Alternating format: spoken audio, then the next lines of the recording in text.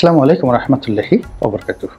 সম্মানিত দর্শক, বাংলাদেশে যে কোনো সময় সেনা শাসন চলে আসতে পারে বা এনসিপি সেনা শাসনের ভয় পাচ্ছে, এরকম বক্তৃতা সম্বলিত, বক্তব্য সম্বলিত খবর সমস্ত টেলিভিশনগুলো বা গণমাধ্যমগুলো প্রচার করে আসছিল তাদের লিড নিউজ হিসাবে।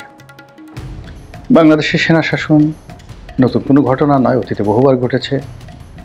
আবার সেমি সেনা শাসন, অর্ধেক সেনা শাসন অর্ধেক সিভিল শাসন, এই দুটো মিলিয়ে ১১ নামে আমাদের বাংলাদেশে যে একটা ক্রান্তিকাল আমরা পার করেছি, সেই আতঙ্ক আমাদেরকে এখনও তাড়া করছে।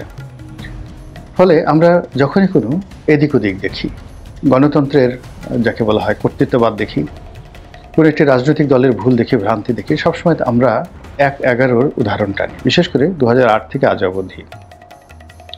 অর্থাৎ বিএনপির পতন ১/১১ মাধ্যমে, আবার ১/১১ মাধ্যমে শেখ হাসিনার উত্থান। তো সেই উত্থানের পরে শেখ হাসিনা মোটামুটি ২০১৪ অবধি যে একটা গণতান্ত্রিক পরিবেশ তিনি বজায় রাখার চেষ্টা করেছিলেন, যা ২০১৪ সনে সম্ভব হয়নি রাখতে, এবং সেখানে একটি একতরফা বিনা ভোটের বিনা প্রতিদ্বন্দ্বের তার একটা নির্বাচন হয়ে যায় ২০১৪ সনে। আওয়ামী লীগের পক্ষ থেকে বলা হয় যে তারা এই নির্বাচনটি বাধ্য হয়ে করেছে এবং তারা সুযোগ পেলে খুব দ্রুত একটা যাকে বলা হয় অংশগ্রহণমূলক নির্বাচন দিয়ে তারা কেটে পড়বে, এরকম একটা ভাব তারা নির্বাচনের আগে দেখিয়েছিল। আর তারা বলার চেষ্টা করেছিল যে বিএনপি এবং জামাত যুগপৎভাবে আওয়ামী লীগকে এতটা অসহযোগিতা করেছে এবং সারা দেশে যেভাবে সন্ত্রাস এবং নৈরাজ্যর একটা খারাপ নজির, বদ নজির স্থাপন করেছিল, সেক্ষেত্রে বিনা ভোটের বা বিনা প্রতিদ্বন্দ্বিতা নির্বাচনটি যদি না হতো তাহলে আরেকটি ১/১১ চলে আসতো, দেশে জরুরি অবস্থা জারি হতো, সাংবিধানিক ধারাবাহিকতা ক্ষুণ্ণ হতো এবং দেশের স্বার্থ সংরক্ষণের জন্য শেখ হাসিনা এই কাজ করতে বাধ্য হয়েছেন।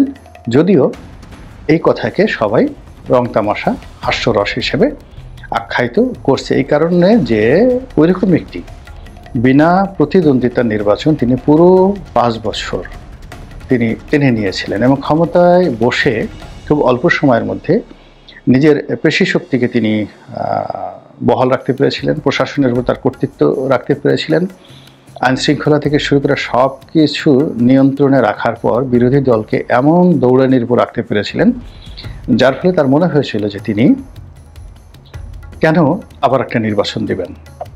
বিরোধী দলের তো জনসমর্থন নেই, যদি জনসমর্থন থাকতো তারা বিদ্রোহ করে বিপ্লব করে আওয়ামী লীগকে উচ্ছেদ করত। তো এই বিশ্বাস তাকে ২০১৮ সন পর্যন্ত টেনে নিয়ে গিয়েছিল এবং পরবর্তীতে আবার যা কিনা ২০২৫ সন পর্যন্ত তাকে আবার টেনে নিয়ে যায়। তো এই যে পুরো সময়টি ২০১৪ থেকে ২০২৫ পর্যন্ত আমরা যারা বক্তব্য দিয়েছি, আমরা সবসময় একটা ১/১১ আর একটা মার্শাল লয়ের, আর একটা সামরিক শাসনের, আর একটা তৃতীয় শক্তির যে আগমন হবে এবং শেখ হাসিনাকে বাংলাদেশ থেকে চলে যেতে হবে, এই কথা আমরা বারবার বলে আসছি। এবং যারা আমরা এই কথাগুলো বলতাম তাদেরকে আওয়ামী লীগ সরকার গণশত্রু মনে করত এবং তাদেরকে নানাভাবে নাজেহাল করার জন্য, তাদের জীবনকে তছনছ করে দেওয়ার জন্য রাষ্ট্রশক্তি করে নেই, এহেন কোনো কুকর্ম নেই। অনেকে দেশ ছেড়ে চলে গেছেন, দেশের মধ্যে যারা ছিলেন তাদের পরিবার পরিজন, ঘর বাড়ি, সমাজ সংসার সব কিছু তছনছ করে দেওয়ার জন্য গোয়েন্দা সংস্থাগুলো যা করা দরকার, ক্যারেক্টার অ্যাসাসিনেশন, ব্যবসা বাণিজ্য ধ্বংস করা, মামলা মোকদ্দমায় ফাঁসানো, গুম করা, সব কিছু করে তারা ক্ষমতায় থেকেছেন বটে, কিন্তু পুরো গণতন্ত্রের যে ধারাবাহিকতা, তারপর রাজনৈতিক নেতাকর্মীদের যে ব্যাকবোন এবং স্বপ্ন দেখার, মানুষের যে স্বপ্ন দেখার যে শক্তি, এই জিনিসগুলো নষ্ট হয়ে গেছে।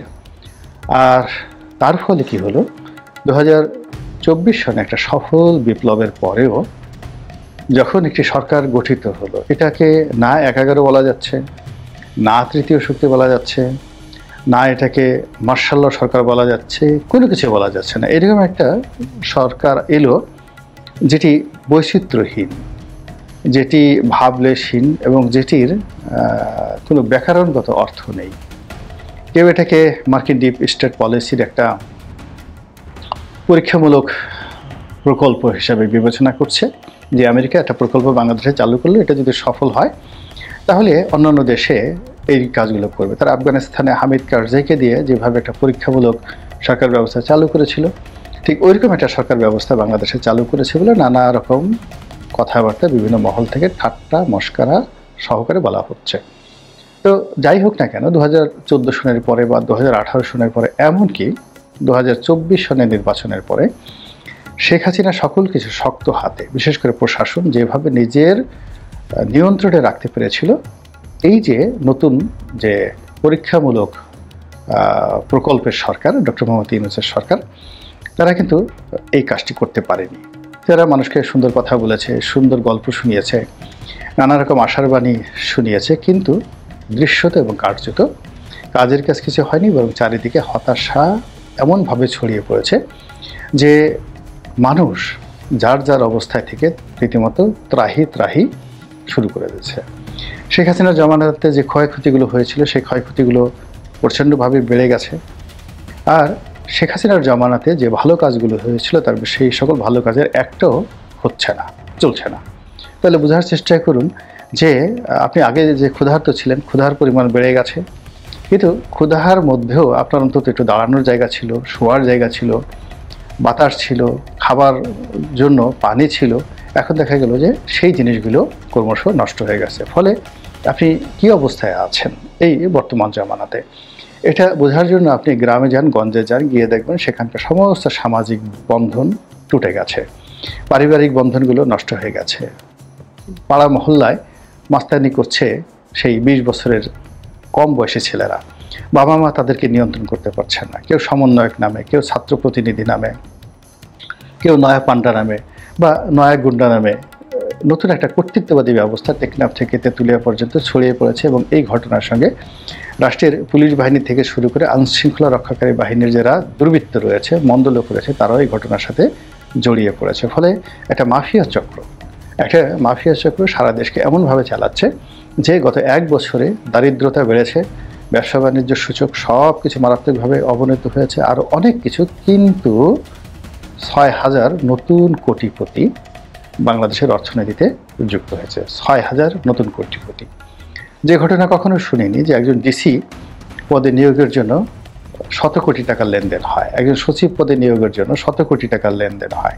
এবং এইগুলোর চেক, তথ্য প্রমাণ সহকারে এখন যেভাবে পত্রপত্রিকা আসছে, বলাই বাহুল্য, এগুলো বিশ্বাসও করা যাচ্ছে না।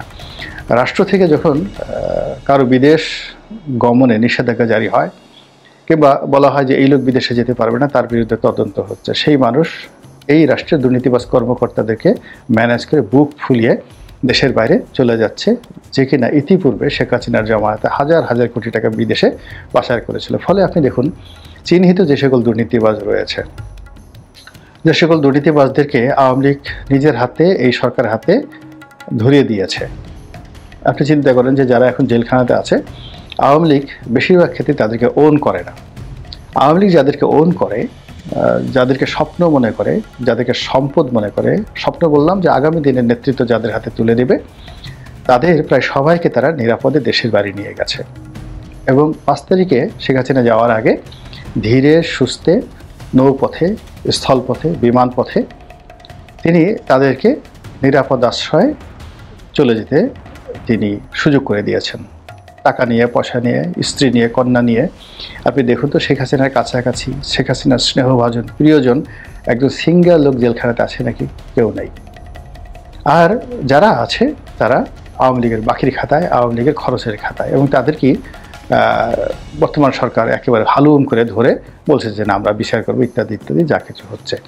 তো এনিওয়ে, এর ফলে কি হলো, বাংলাদেশে যে শূন্যতা তৈরি হয়েছে, সেই শূন্যতার মধ্যে বিশাল শূন্যতা, সেই শূন্যতার মধ্যে বাকি আওয়ামী লীগ ব্যতিরিকে যে সকল রাজনৈতিক শক্তি, ধরুন বাংলাদেশের 50%, অর্থাৎ বিএনপি জামাত কেন্দ্রিক যে লোকজন, তাদের সংখ্যা সাকুল্যে 50%।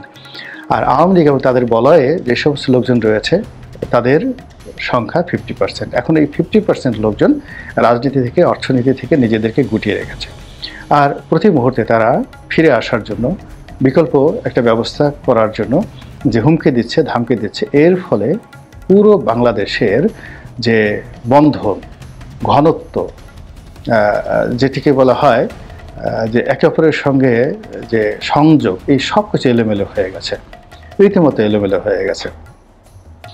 আর সে এলোমেলো হওয়ার কারণে কি হলো,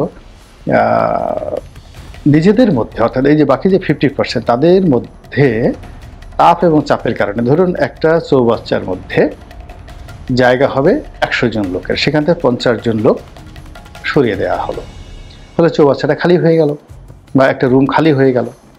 তো এতক্ষণ ওই 50 জনের চাপে যাদের মধ্যে আত্মার সম্পর্ক ছিল, পাশাপাশি ছিল, তারা নিরাপদ দূরত্বে চলে গেল। এরপরে তারা বললো যে না, এই জায়গা আমার, ওই জায়গা তোমার। ওই 50 জন যারা চলে গেছে তাদের জায়গার সম্পত্তি, মানে তাদের স্থানটি দখল করার জন্য তখন আগের যে 50 জন কাঁধে কাঁধ মিলিয়ে ছিল, তাদের মধ্যে নতুন যে বিরোধ তৈরি হয়ে গেল। এই বিরোধের ফলে এখন বিএনপি জামাতের বিরোধ, জামাত এনসিপির বিরোধ, এনসিপি জামাতের বিরোধ, এনসিপি বিএনপির বিরোধ, সেনাবাহিনীর সঙ্গে যাকে বলা হয় ডক্টর মোহাম্মদ ইউনূসের দূরত্ব, ডক্টর মোহাম্মদ ইউনূসের সঙ্গে উপদেষ্টাদের দূরত্ব, উপদেষ্টা বনাম উপদেষ্টাদের মধ্যে দূরত্ব, প্রশাসনের সঙ্গে দূরত্ব, সব মিলিয়ে এরকম একটা ত্রাহি অবস্থা তৈরি হয়েছে যে কেউ কাউকে 2 টাকা দিয়ে বিশ্বাস করতে পারছে না। আর এই অবিশ্বাসের কারণে মনের মধ্যে যে আতঙ্ক তৈরি হচ্ছে, ভয় তৈরি হচ্ছে, সেই ভয় থেকেই এনসিপির মুখ দিয়ে যেটা বলা হচ্ছে যে একটি সামরিক শাসন অবশ্যম্ভাবী এবং আসতে পারে। এবং আপনি সবসময় দেখবেন যে জমের টানে একবার যখন মানুষের মুখ দিয়ে কোনো কথা বের হয়ে যায়, বিশেষ করে যারা ক্ষমতাধর, যারা ক্ষমতার চেয়ারে বসে, সে যদি স্বপ্ন দেখে যে তার চেয়ার চলে গেছে, ওই স্বপ্নর যথেষ্ট যৌক্তিকতা রয়েছে। তো এনসিপি এখন ড্রাইভিং সিটে রয়েছে, হাসনাত সার্জিসরা গত 1 বছর যাবৎ দেশ চালাচ্ছে। কাজেই তাদের মধ্যে যদি আত্মবিশ্বাসের ঘাটতি দেখা যায়, তাদের মধ্যে যদি ভয় এবং আতঙ্ক দেখা দেয়, তাহলে ওটি অ্যাভয়েড করার কোনো কারণ নেই। তো কাজেই এই যে আরেকটি 11 বা আরেকটি সামরিক শাসনের যে আতঙ্ক অনুভব করছেন এনসিপি, ঠিক সেই আতঙ্ক কিন্তু বিএনপিও অনুভব করছে। এবং বিএনপির যারা লোকজন, তারা ইতিমধ্যে নানা রকম কথাবার্তা বলছে। জামাতের লোকজনও কিন্তু স্বস্তিতে নেই। আর ডক্টর মোহাম্মদ ইউনূস নিজে একটা সেফ এক্সিটের জন্য তিনি সব কিছু করতে এই মুহূর্তে